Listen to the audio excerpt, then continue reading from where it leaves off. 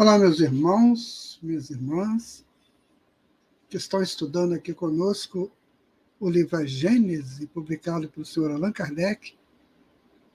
Nós estamos iniciando o nosso estudo de número 7. Estamos falando sobre Deus, né? É o segundo capítulo. Esperamos que você esteja utilizando bem esses estudos, que eles estejam de conformidade, né, com aquilo que você espera que a gente possa fazer. Neste estudo, nós vamos conversar muito sobre ainda essa proposta de Kardec, quando ele ensina sobre Deus. A Gênese, né? Ela foi publicada em 6 de janeiro de 1868 e ela trata dos milagres, né, e as predições segundo o Espiritismo. Isso é bom a gente saber porque às vezes a gente pega só o primeiro nome, né, e não quer saber direito os subitens do título. Então, a Gênese, estudo 7, é Deus, né, a existência de Deus, da natureza divina, a providência e vista de Deus. Capítulo 2, né, nós vamos estudar dos itens 20 a 30. Essa divisão de itens, ela foi de acordo com o andamento do estudo, onde que ele completava, por exemplo, um subitem ou um capítulo, tá? Então, foi para facilitar o conhecimento, para facilitar o entendimento do estudo. Então, vamos aqui começar. Agora ele vai falar sobre a providência divina, que é essa daqui, no terceiro subitem do estudo, providência divina. Então, ele vai começar no item 20, né? A providência é a solicitude de Deus por todas as criaturas. Deus está por toda parte. Vê tudo, preside a tudo, mesmo as pequenas coisas. É nisso que consiste a ação providencial. Nós tínhamos estudado no item, né, no estudo 6, essa natureza de Deus, né? Essa certeza da presença de Deus no mundo. Aqui, Allan Kardec vai partir desse conhecimento. Então, Deus está presente em tudo, então nós vamos, a partir dessa presença divina em toda a criação, é que nós vamos fazer o estudo que ele chamou de a providência divina. Tá? Mas tinha que ter aquela primeira informação, né? Deus está presente em tudo. Como Deus tão grande, tão poderoso, tão superior a tudo, pode miscuir-se nestes pormenores ínfimos, preocupar-se com os menores atos e os menores pensamentos de cada indivíduo? Tal é a questão que se assenta à incredulidade. De onde ela conclui que, em admitindo a existência de Deus, sua ação não deva se estender senão sobre as leis gerais do universo, que o universo funciona por toda a eternidade em virtude dessas leis, às quais cada criatura submete-se à sua esfera de atividade, sem que seja necessário o concurso insistente, né, incessante da providência. Eu quero te perguntar uma coisa. Raciocina comigo. Você acha que é assim? Então Deus cria tudo, coloca as leis. Então tudo vai ser coordenado pelas leis. E também pelos seus filhos, né, que já estão mais avançados e tudo. Você acha que Deus aí não precisa mais fazer nada? Que não precisa se preocupar mais com a criação? Dá sua opinião aí. O que você acha disso? Né? Veja aí.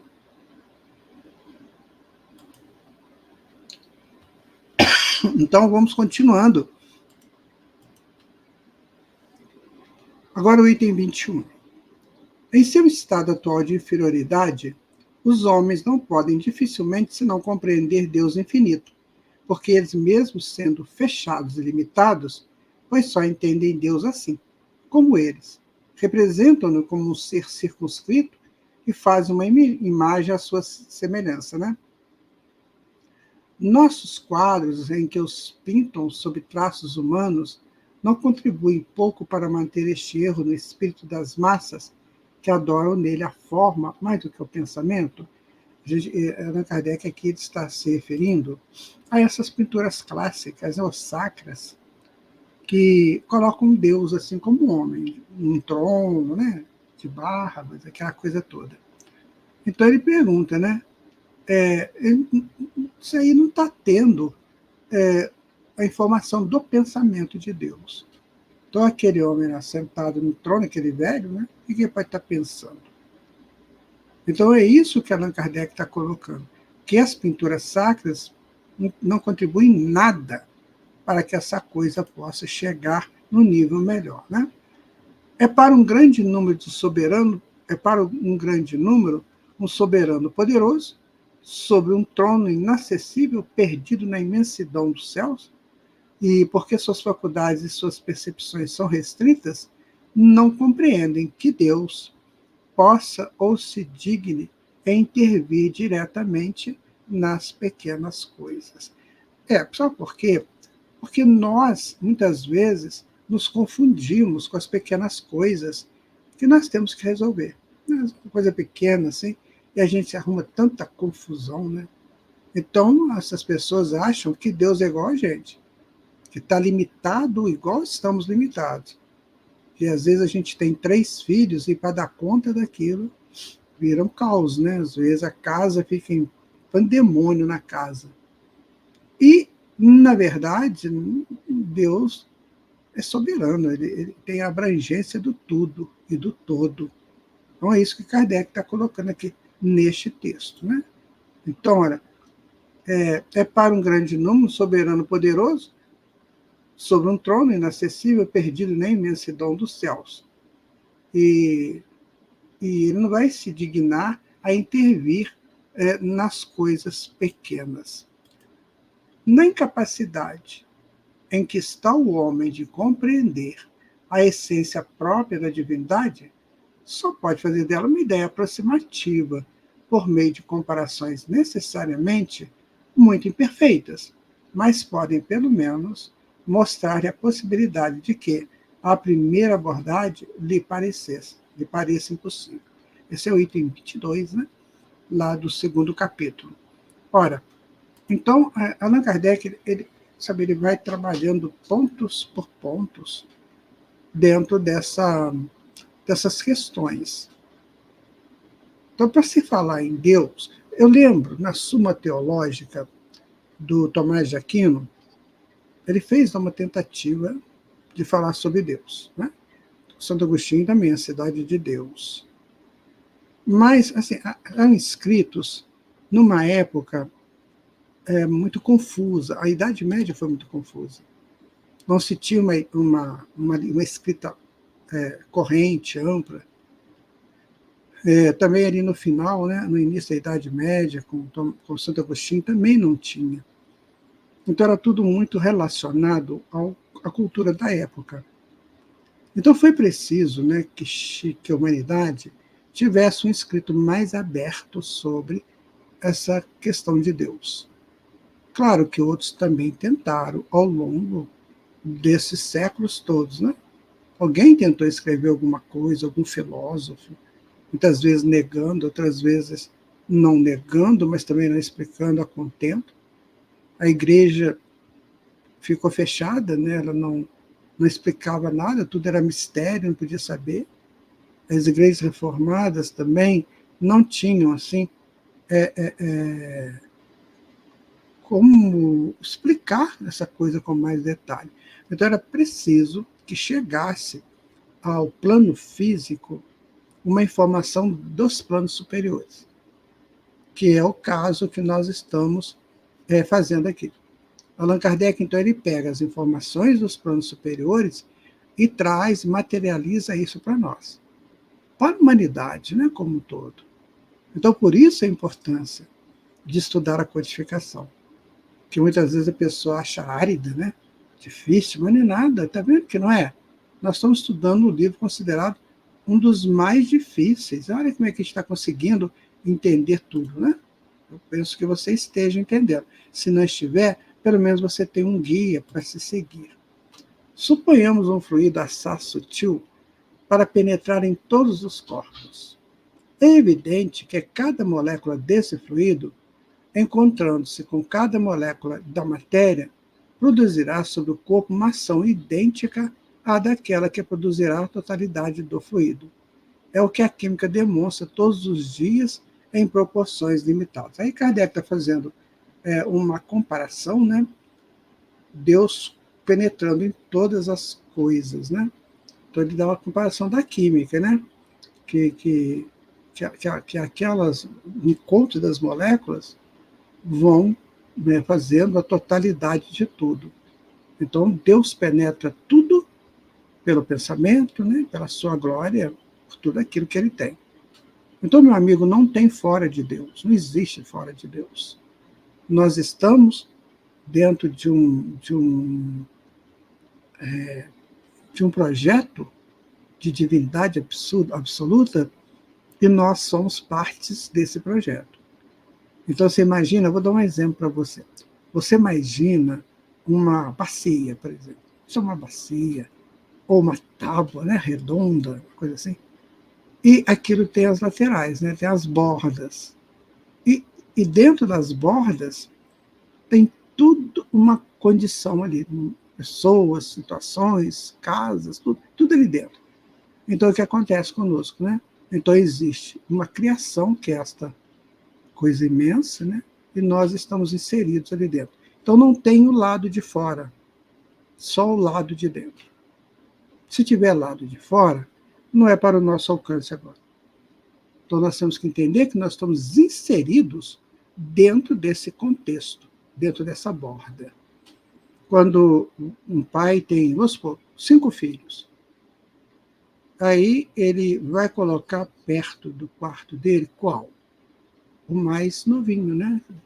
Que nasceu por último, que precisa de mais cuidados. Ouvir o choro dele à noite, para atender, aquela coisa toda. Assim também Deus conosco. Nós somos aqueles filhos bem novinhos que ele atende particularmente. Então imagina como que você é protegido e protegida por Deus. Não esquece disso não, tá? Porque quando você for procurar o Pai, veja que ele está pertinho de você. Aliás, não está perto, ele está dentro de você. Ainda no item 22, né? Esse fluido, não sendo inteligente, age mecanicamente apenas por forças materiais. Mas, se supusermos esse fluido dotado de inteligência, de faculdades perceptivas e sensitivas, ele agirá não mais cegamente, porém com discernimento, com vontade e liberdade, ele verá, entenderá e sentirá. Então, eu estou dizendo isso, né? Esse fluido químico, ele não tem inteligência, né? Não possui. Então, ele penetra, mas sem inteligência. Ele vai pelas reações, ele vai pelas atrações, né? Agora, ele está colocando agora que esse fluido tem inteligência, discernimento, com vontade e liberdade. Então, ele vai entender tudo e sentirá tudo. Não é assim? Você chega numa uma sala qualquer, tem 3 pessoas lá, você entra e abrange o espaço.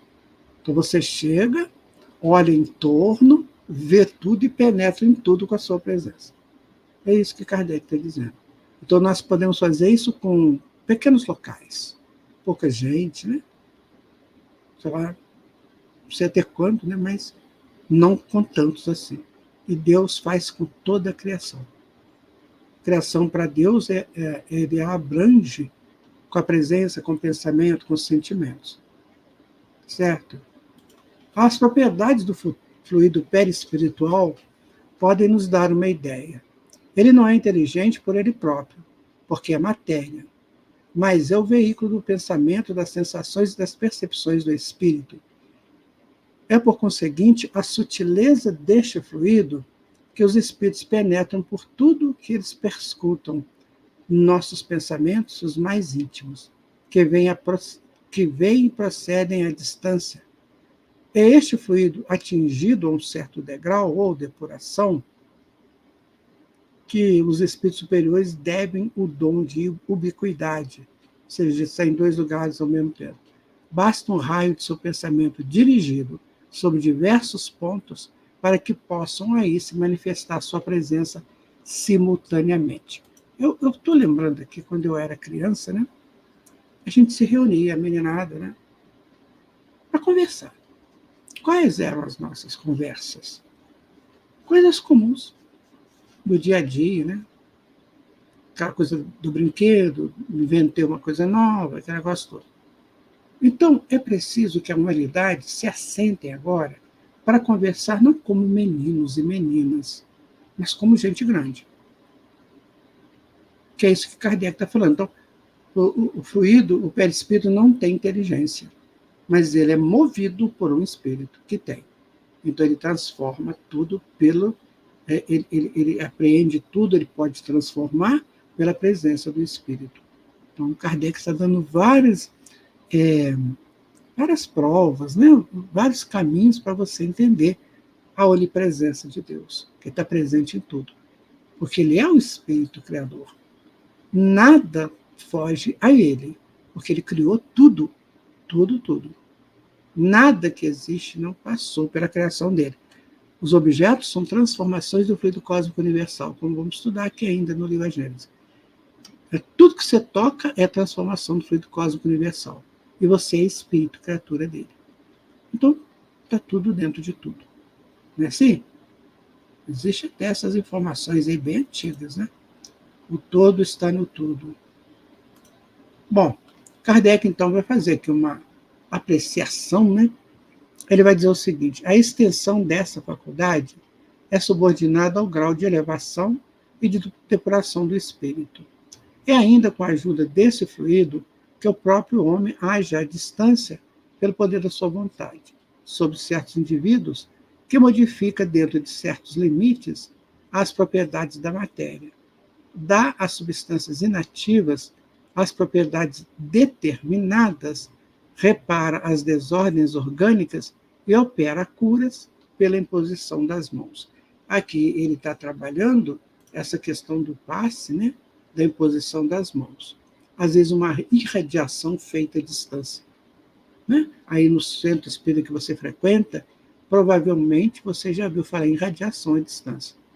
Então, o doente está lá na casa ou no hospital, um grupo de médios assenta e começa a mentalizar o doente e os fluidos vão chegar até o doente.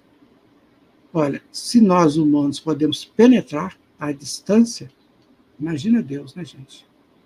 Imagina Deus. Bom, no item 23, né, Allan Kardec vai colocar o seguinte: mas os espíritos, por mais elevados que os sejam, são criaturas limitadas em suas faculdades, seu poder e a extensão de suas percepções, e não saberia, sob esse aspecto, aproximar-se de Deus, conforme possa nos servir de ponto de vista de comparação. Sim, os espíritos humanos são muito pequenos, muito simples, não pode aproximar de Deus. Então, é assim que ele coloca aqui. Por que o espírito não pode executar se não é um limite restrito? Deus, que é infinito, executa-o em todas as proporções infinitas. Há ainda essa diferença, que a ação do espírito está momentaneamente subordinada às circunstâncias, a de Deus é permanente. Então, os homens estão, por exemplo, vou dar um exemplo para você, quer ver? Você vai numa festa, ok? Beleza. Chegou lá na festa. Quando você chega, todo mundo, chegou ele, chegou ela, tal, né? A festa vai durar 3 horas, então você vai ficar ali 3 horas. A sua presença vai ser sentida durante 3 horas. A de Deus não, a de Deus é permanente. Né? Deus é permanente, que ele fala aqui, o espírito está momentaneamente subordinado às circunstâncias. Agora, a presença de Deus é permanente. O pensamento do espírito abarca durante um tempo um espaço circunscrito. Então, você chegou na festa, o seu pensamento está ali naquele ambiente, né? Seja qual for, mas o seu pensamento está ali. E daqui a pouco aquilo acabou a festa, você vai ficar em outro ambiente, vai pensar outra coisa. Vai para o ambiente do seu quarto, sei lá, aí você vai ver outras coisas. E Deus não, Deus é permanente em tudo, porque Deus não tem essa flutuação de ambientes. O ambiente de Deus é a criação. É isso que Kardec está colocando aqui para nós. Então ele está em toda a criação, que é o ambiente dele. Viu a diferença nossa com a de Deus? Por isso que às vezes nós temos dificuldades de pensar sobre Deus. Porque a gente não faz essas comparações. Né? Você tem o seu trabalho, quando você chega no seu trabalho, aquele ambiente você domina, né? Mas depois você vai embora, você vai para a escola, você vai para a faculdade, depois você vai em algum outro lugar, fazer um lanche e tal. Então você vai flutuando nos ambientes. Então você tem espaços definidos, sítios, né? Nichos. Deus está em tudo. Onde você for, o pensamento de Deus está ali, que não flutua. Por isso que ele é onipresente. Ficou claro isso para você? Bom, então vamos aqui dar continuidade, né, gente? O estudo é muito bonito, né? Item 24 agora. O fluido perispiritual não é o pensamento, mas o agente, o intermediário deste pensamento. Como é ele que a transmite, ele o está, de alguma forma, impregnado na impossibilidade em que estamos de isolar. Ele parece apenas se fazer com fluido, como o som parece se fazer apenas como um sopro, de sorte que podemos, por assim dizer, materializá-lo. Da mesma forma que dizemos que o ar se transforma em som, podemos, tomando o efeito pela causa, dizer que o fluido torna-se inteligente, porque tem um agente inteligente fazendo com que esse fluido faça algo inteligente, né? Então vou dar um exemplo para você. Você é músico, aí você toca saxofone, que é um instrumento lindo, né? Aí você toca saxofone, beleza, ok. Você chega no ambiente, tá tudo silêncio. Aí você pega o seu saxofone e toca uma peça musical que tem uma história, né? Então você está impregnando o ambiente com a tua vontade de fazer, com o teu pensamento e com a tua inteligência de executar. Então você pode fazer isso. Agora imagina Deus. O que ele pode fazer? Chegou a essa conclusão? Né? Então Deus está em tudo e em todos. João falava assim, quer ver? João Evangelista. Se você quer fazer um sacrifício para Deus, quando você vai no altar dos sacrifícios, antes você pergunta, você tem algum inimigo? Se você tiver um inimigo, vai lá e resolve o seu problema com o seu inimigo. Porque assim como Deus está dentro de você, está dentro dele também. Então isso é interessante, né? Eu sei que vocês não têm inimigos, graças a Deus já venceram isso. Mas se por acaso, né, tem aquelezinho, aquelazinha que você não dá para suportar, amigo, o mesmo Deus que está em você está nele. Então você é mentiroso, você diz que ama a Deus, mas não ama nada. Porque você não ama o Deus que está no teu inimigo. Assim que é a reflexão de João. Não é sério? Não é importante a gente fazer essa reflexão também? Tá? Item 25, né?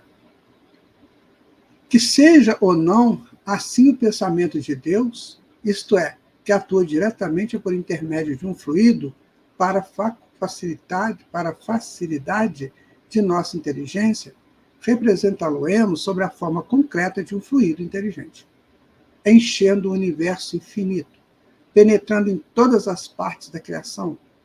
A natureza inteira está imersa no fluido divino.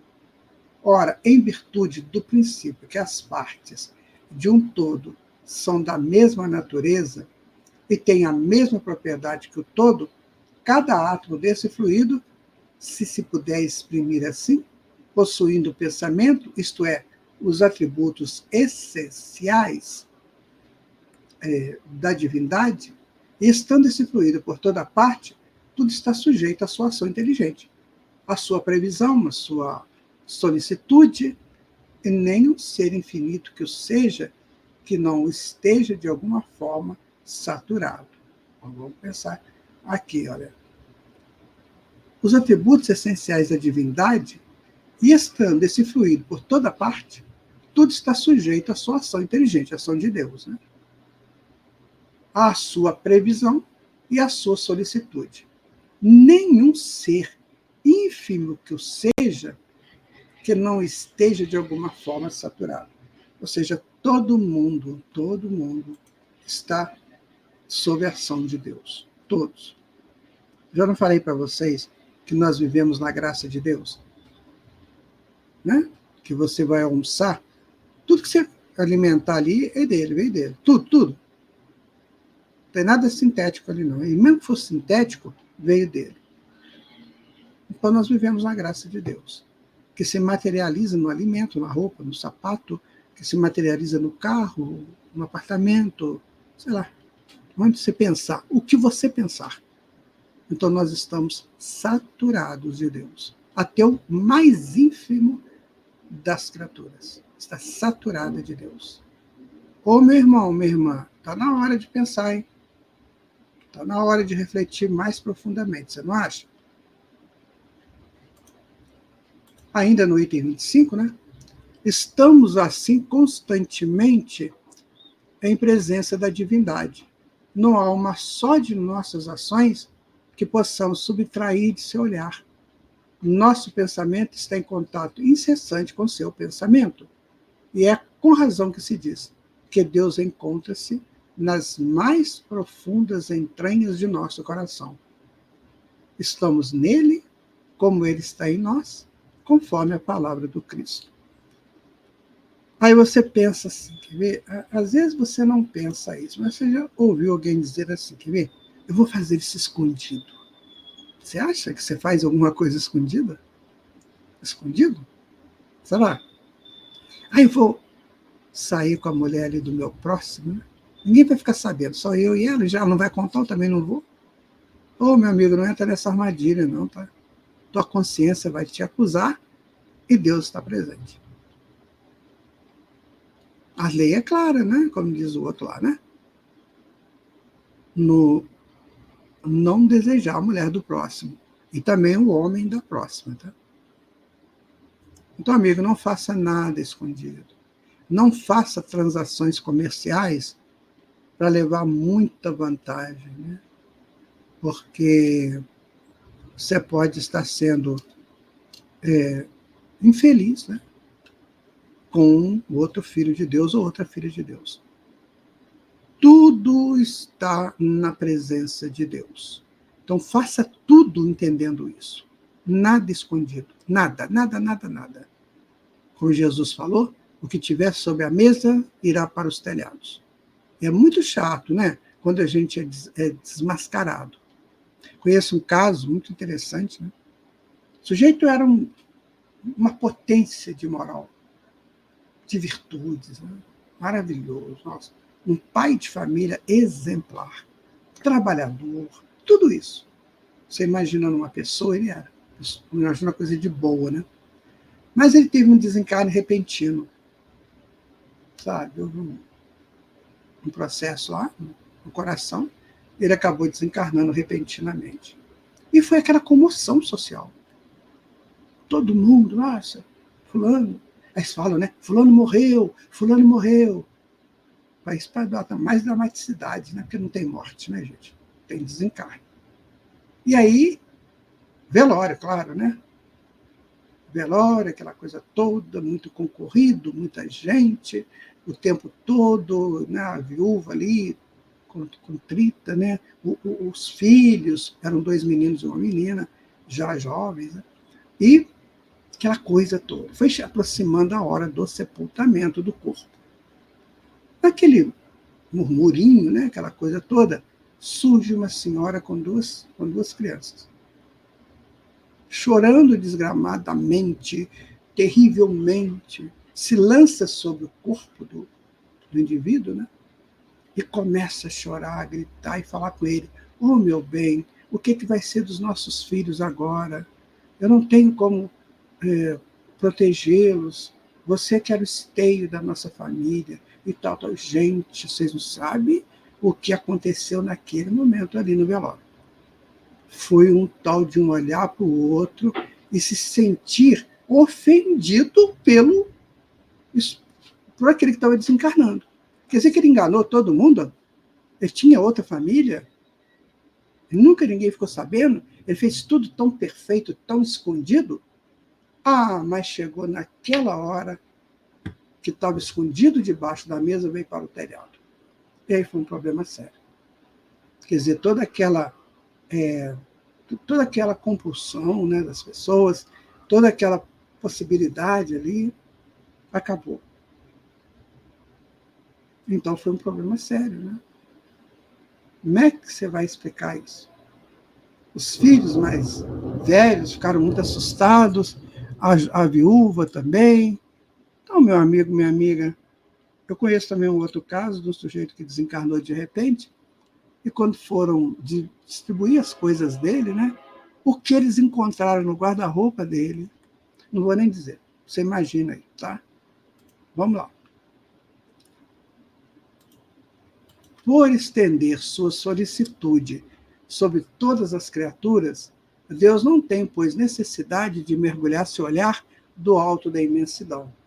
Nossas preces, para serem ouvidas por Ele, não têm necessidade de transpor o espaço, nem de serem ditas com uma voz retumbante, porque, sem cessar, a nosso lado, nossos pensamentos repercutem nele.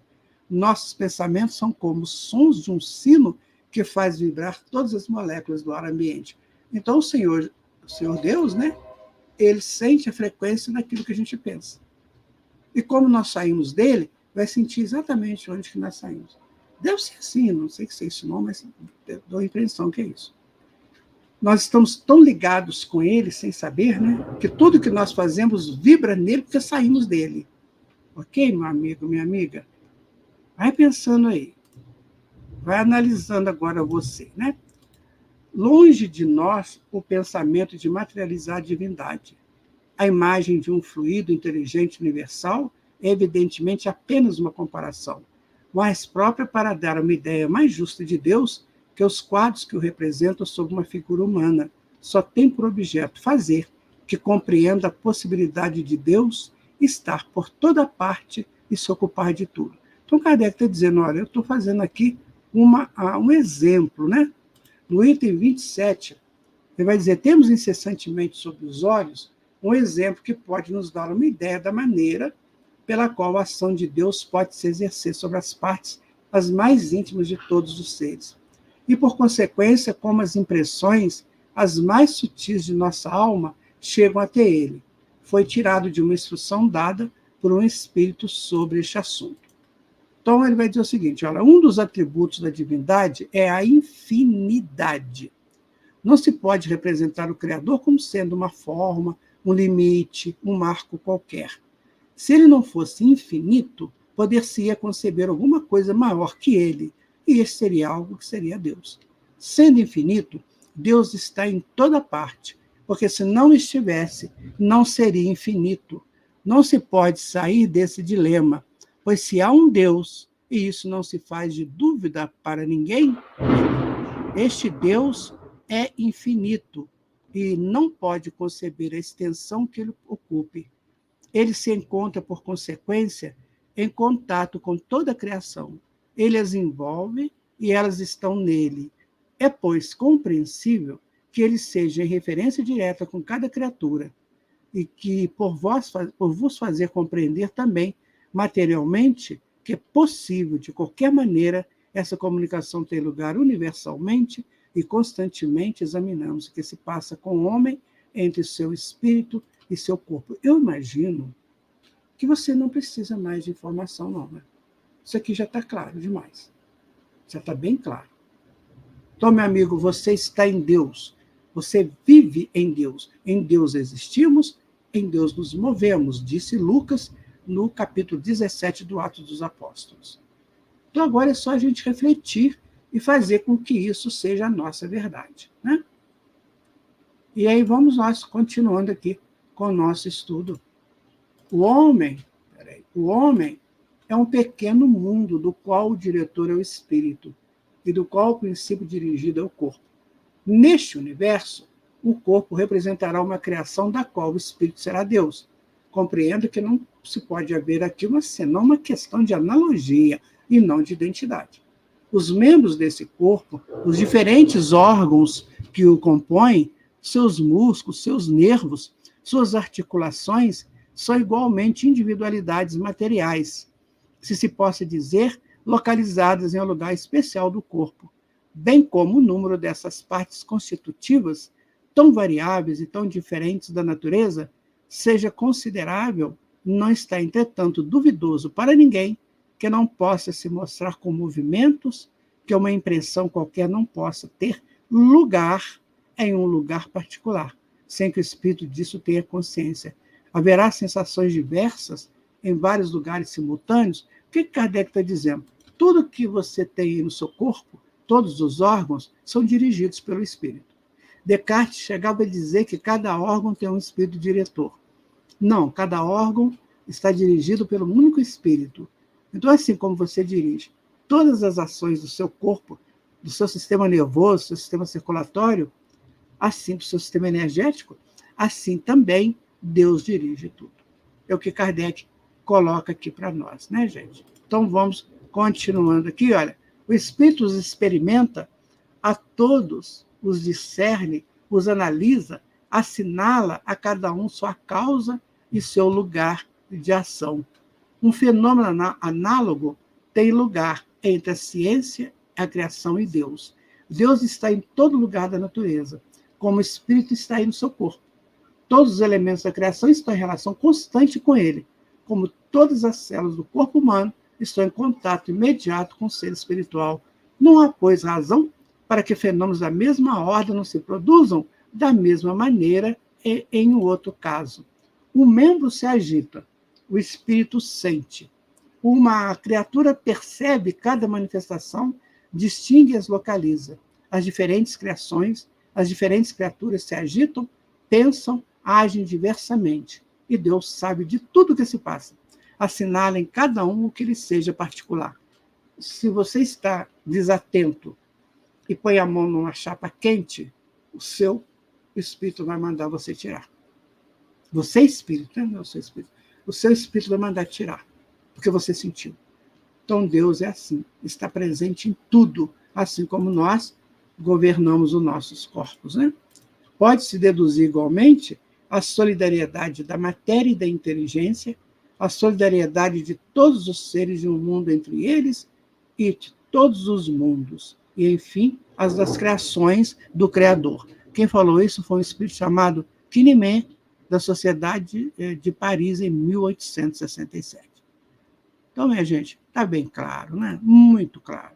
Compreendemos o efeito, já é bastante do efeito remontarmos a causa e julgamos sua grandeza pela grandeza do efeito.